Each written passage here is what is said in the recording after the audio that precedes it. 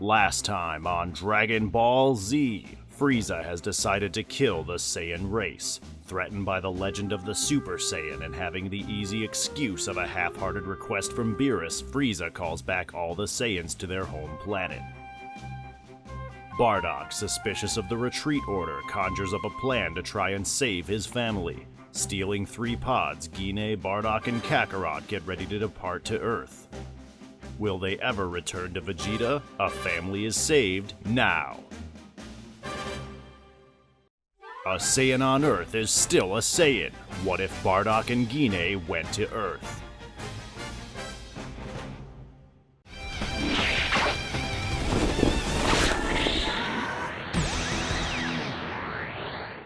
Gine and Bardock dashed through a rocky area while holding up their battle pods. Although Bardock thought it best to only send Kakarot, Gine insisted on them going as a family. Unlike most Saiyans, the couple recognized the value of their children and the love they had for them. Of course, she was worried about Raditz, but it would have been a lot harder for them to get to him without arousing suspicion. They plugged in the coordinates for Earth, a small planet with a weak population. They knew they would be able to lay low there for a while. Bardock hoped that he was in the wrong, and they could just head back after a few months. To avoid detection from scouters, Bardock and Gine had the idea to make sure that once the destination was set, to knock themselves out so that their power levels wouldn't show up. The 3 pods blasted off, but not too long after, planet Vegeta was destroyed by the tyrant Frieza. The Saiyans were almost completely extinct. Though it took a while, the 3 Saiyan pods crash-landed on planet Earth at Mount Paozu. Quickly, Bardock and Gine got out and recovered their child. They knew that whatever beings lived on the planet would be alerted to the landing site, and they needed to get away quickly and catch their bearings. Floating high, they watched as an old man looked around the pod, but with inhuman speed, Bardock appeared behind the gentle martial artist, and in one quick motion, broke his neck. The Saiyan couldn't afford anyone knowing their location. After the dark deed, the warrior family retreated into a nearby cave. Gine asked Bardock just what was it they were going to do on this planet. We wait. We see if we get any news from planet Vegeta. I'll check out the local area. We'll give it around a month. That should be enough. Gine looked worried at Bardock as he went out to get some food, coming back with some tigers to cook. This went on for a few weeks, but Bardock could tell that both his wife and son were becoming more and more miserable. He decided to get on his pod one night and blast towards where planet Vegeta was. He told Gine he'd be right back.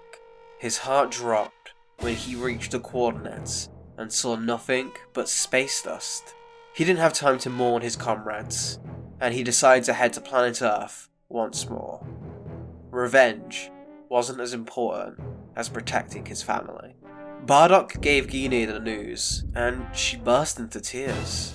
Most Saiyans didn't care for one another, but Gine was different from most. But just how different was she? Bardock extended his hand out, inviting her to follow him as she carried the child. Gine lifted her head, asking him what would they do now. We have to make this our home, Gine. And I won't have us living in a cave forever. Bardock was a warrior, a planet conqueror. He had learnt to care for his family, and that made him even more dangerous. Taking over a planet was natural for him. This time, he just had a more noble reason to do so.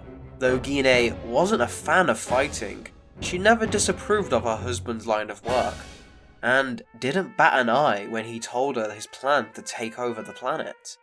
After all, it would be very unlikely for Frieza to arrive there. Kakarot could even help, as had they not kept him away from a full moon, he most likely would have been able to wipe out the populace already.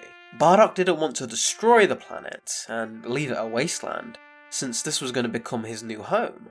So he made sure to keep tabs on the full moon, to avoid any accidental rampages. And so, Bardock and his family began to take over. He mostly stuck to recon work at first. Without a scouter, He couldn't be sure how strong the people on this planet were, but after some hit-and-run attacks on cities and government bases, he felt confident that there were no threats on this planet. Though, he did raise an eyebrow at the idea of strong warriors entering a tournament, and would have checked it out, but apparently the next one wasn't for a few more years. Bardock had gathered enough knowledge of Earth's culture to find their leader, and made it to the capital, where the king's castle was. A huge army waited outside, and they all pointed their tanks and guns at Bardock. Stand down, you monster! You don't get any further than this! You can't even fly without vehicles, and these blasters are pathetic. No wonder Frieza won't come here. Eat lead, murderer! As soon as Bardock moved the muscle, all the weapons fired at him. Bardock dodged all the bullets, then punched a rocket right back at the crowd, blowing up multiple tanks and defeating the army. Once they were all cleared out, Bardock called for Gine, and the family entered the castle, with Gine floating next to her husband as he knocked down the various paintings of the Dog Dynasty. He finally got to the Oval Office, where the king shook in fear. Please, stop right there. What do you want? This planet. This doesn't have to be a big deal. I'm not interested in the day-to-day. We won't surrender to invaders like you! I saw the paintings. I thought you at least would understand how this works. Conquer and be conquered. But no, you're a total amateur. The king drew his gun hidden under the desk, and swiftly fired at the family. The bullet went straight for Gine, which she caught with her free hand, holding Kakarot in her other. She sighed and flicked the bullet right back at the king, killing him instantly. And that was that. Bardock and Gine were now the rulers of Earth. The Saiyans just needed to announce themselves to the world. The media had gathered outside, but everyone's hearts dropped when they saw the Saiyans step out. Your king and army have been defeated. You should know how this goes. Continue your daily lives, but me and my family now own everything on this rock. Try and stop us from doing what we want and... Bardock raised his hand casually, before firing a blast that travelled for a silent few seconds, exploding in a violent flash of light. West City had been destroyed. Bardock motioned to Gine to step forward, as the camera zoomed in on her and Kakarot. I destroy your planet piece by piece until you get the picture. For any warriors, feel free to come test me. I could use some good fights. In the meantime, get us some damn food already. Bardock glared at the castle's cook, who scurried towards the kitchen. Hey kids, don't go away. We'll be right back. As the mad scientist tries to program his robot, he forgets his password. No matter what he does, no matter where he searches, he just can't remember it. And without it, he won't be able to program his 19th android. This wouldn't have happened if he had NordPass. NordPass allows you to safely store all your passwords in the cloud, and even share them securely. I've been trying to watch some Avatar on Netflix lately, and I want more of my friends to get into it. But I know that I shouldn't just send passwords through email or something, so NordPass allows me to share them securely with people I trust. NordPass will even warn you about dangerous websites and protect other important information. Get 50% off by using my affiliate link, nordpass.com/SmugStick, or use code SmugStick, only $2.49 a month, plus you get an additional month for free. And now back to our show. The reign of King Bardock had begun. But unbeknownst to him, the Galactic Patrol had sent Jaco to follow them and arrest them before they could get the Earth in trouble. However, knowing 3 Saiyans would be too much for him, he searched for this world's defenders. Since the military was defeated, he found Master Roshi on his island. Roshi was aware of the threat, but Jaco enlisted him to help out. A group of fighters had begun to congregate in order to challenge Bardock, led by Master Roshi and Master Shen. The turtle and crane hermit schools put aside their differences for now in order to try and train for a fight against the king. For Roshi, this was personal, as he had discovered Gohan's body when they went to recruit him. The team was composed of Roshi, Master Shen, Tao Pai Pai, Jaco, and the Ox King. Though Roshi and Shen were bitter rivals, They recognized this as a threat worse than even King Piccolo himself. They had one advantage over King Bardock, in that they could sense ki while the Saiyan couldn't. Jaco had informed them that the Saiyans relied on devices called scouters, and that these Saiyans apparently didn't possess any. Jaco also informed them that they were hiding from the full moon to prevent a transformation into giant raging monkeys.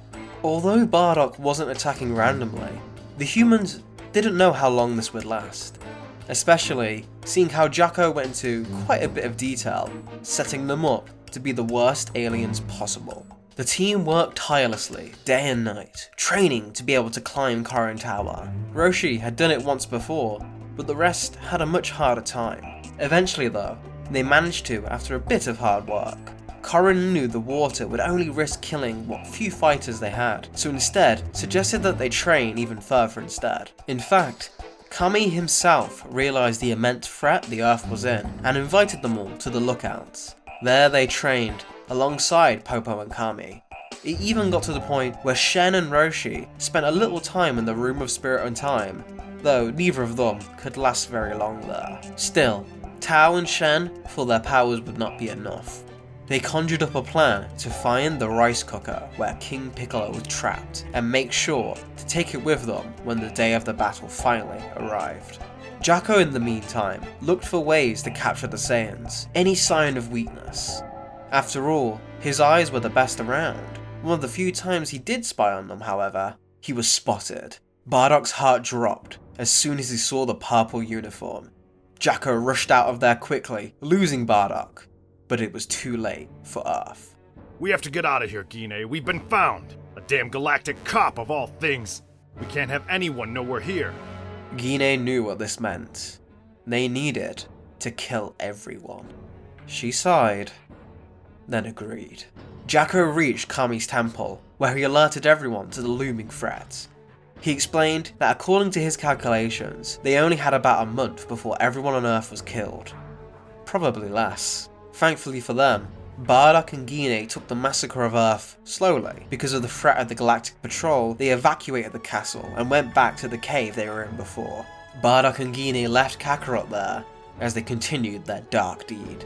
A month? Huh. Shen, you and I will have to spend at least one more day in the time chamber. Ox and Tao train with each other, and Popo, Kami, will you help us?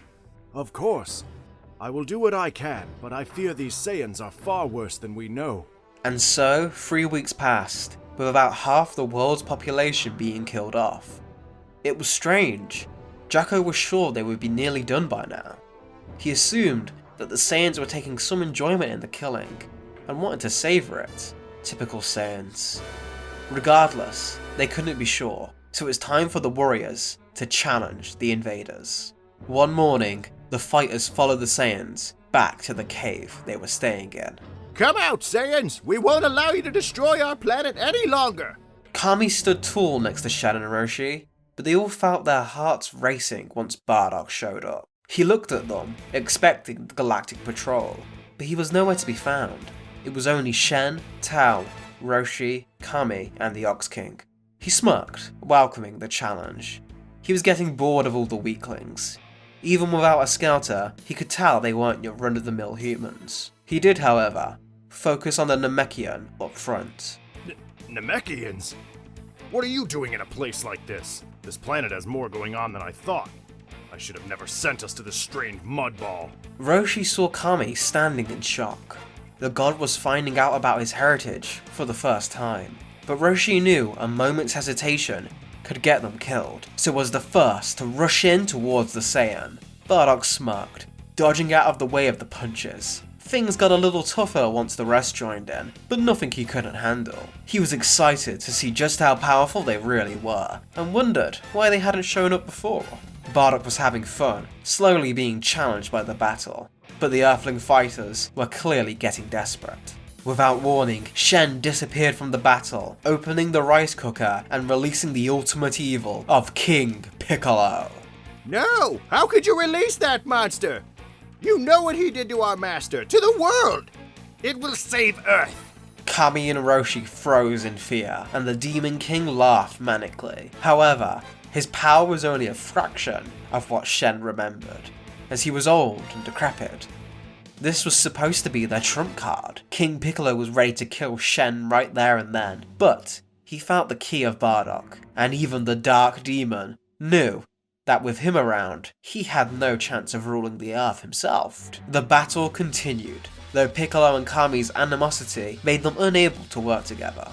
The first to go down was the Ox King, who was killed by being thrown against the ground. The ground shaking from his fall made Gine run out of the cave, but as soon as she stepped into the light, Jaco took the chance, along with Tao, to fire at the distracted Saiyan, shooting her in the back of the head, killing her instantly. The sound of the beam and the scream of Gine rang in Bardock's ear as he turned his back. He began to see red in anger. The Saiyan's ki exploded. Everyone was pushed back. With no time to grieve for the Ox King, Jaco managed to escape the rampage for a while the helpless Tao was incinerated. There is one option.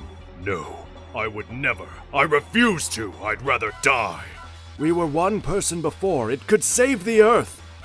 Damn the Earth and damn you! Kami watched as King Piccolo charged up his power to the max. He was ready to self-destruct. He would really rather die than fuse with him. Kami thought that if he was going to die because of Piccolo's death, he might as well try and save the Earth too. Kami charged up his ki, ready to explode as well. Jaco got a hold of Shen and Roshi and flew away as fast as possible. Bardock instinctively thought of the child, so he spread his arms out in front of the cave and created whatever shield he could around him. The blast was powerful enough to shatter cities across the world. But Bardock was fine, though a little hurt. He dropped his shield. Now, neither bodies of the Namekians remained. Jaco peeked out from behind a boulder, seeing the Saiyan sit down. He thought it was all over. I have an idea. I think you've done far too much already. No, listen. I'll just need you to distract him. What is it? The Mafuba. Roshi looked at him like he was insane. Surely he knew that it would kill him. Perhaps the training with him and Kami made him see the world a little different. He doubted it, but Roshi agreed to distract Bardock. Whatever you two need to do, you better do it fast, because I'm not sticking around much longer to save your butts. These humans, you'd think they'd learn how to fly by now. Roshi nodded, straightening up and ripping his shirt up, powering up to his full strength. Jaco looked surprised, but they didn't waste any more time as Roshi walked towards Bardock. Bardock smiled. Why not give up? You've tried everything you have under your sleeve, haven't you? Not yet. Super Kamehameha! The Saiyan's eyes widened. He didn't expect such a huge blast to come from a human. Bardock threw his own attack back, and the attacks clashed. And though Bardock was stronger, the Kamehameha was much stronger than Roshi himself. But this meant he was risking his very life. Bardock's attack began to push back Roshi's, but behind Bardock, Shen set up the rice cooker and began to focus his ki until he was ready to seal Bardock. The Mafuba was unleashed, attaching itself to Bardock. The Saiyan was being dragged back into the rice cooker. He couldn't do anything. In his mind's eye, he pictured his young son growing up. He thought he had saved them, but instead, he had killed them. He was sorry. In the last of his strength, he pushed back his blast, engulfing Roshi. As soon as he let go of the attack, Bardock was dragged in and sealed. Shen died instantly, falling over the rice cooker. Meanwhile, Roshi's body went back to normal, and he fell to his knees. The turtle hermit, dying, saving the Earth. Both the turtle and crane skulls were now extinct, and the Earth was left without a guardian. From behind the rubble, Jaco floated to the rice cooker. He had to get that to the Galactic Patrol. He sighed, looking at all the death and destruction. This Bardock guy would fit cozy next to 7-3. Jaco cooled down his ship, blasting off. Perhaps he could convince the Galactic Patrol to aid in the Earth's reconstruction. But as Jaco left, a small figure looked up to the sky, following the ship with his eyes. Stepping into the light, the young child kneeled next to the body of his mother. Kakarot stood alone in the battlefield of bodies. This was all he had left now. Him and the Earth. Their fates would be decided on what the young Saiyan decided to do next. Hi folks, Geek for Fun here.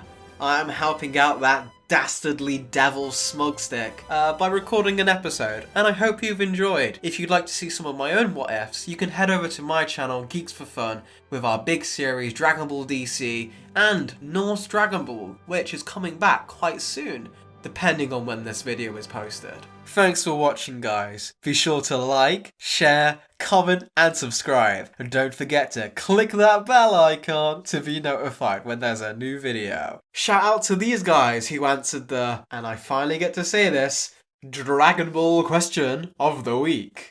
The Dragon Ball question of the week this week is, where else in the Dragon universe would you have sent Goku to? Leave your answers in the comments below and start a discussion. Anyway, until we meet again, see ya! Don't forget to like, comment, and subscribe to SmugStick, unless you want to be destroyed. Lord Beerus, that's hardly fair. But also, don't forget to click the bell icon to get notified when he uploads new videos.